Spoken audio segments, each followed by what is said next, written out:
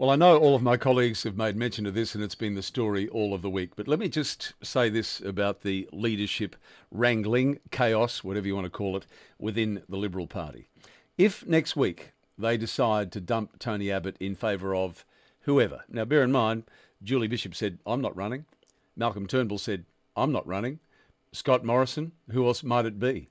And Christopher Pyne, who is a big Abbott supporter, was vacillating during last week and over the weekend as to what should happen.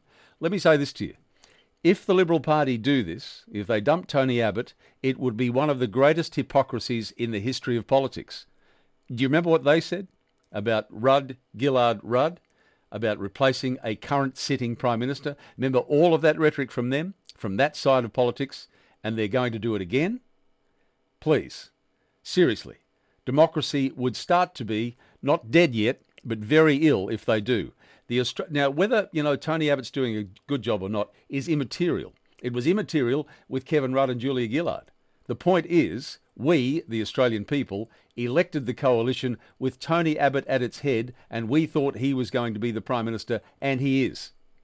Not Malcolm Turnbull, not Julie Bishop, not Scott Morrison, none of them. Tony Abbott. So they're all terrified now. Who's David Jensen? Might be a nice bloke. Backbencher from Western Australia. Warren Ench and his mates in Queensland, who are blaming Tony Abbott for the loss in Queensland. Let me tell you, the loss in Queensland was more about Campbell Newman and his arrogance than it was about Tony Abbott.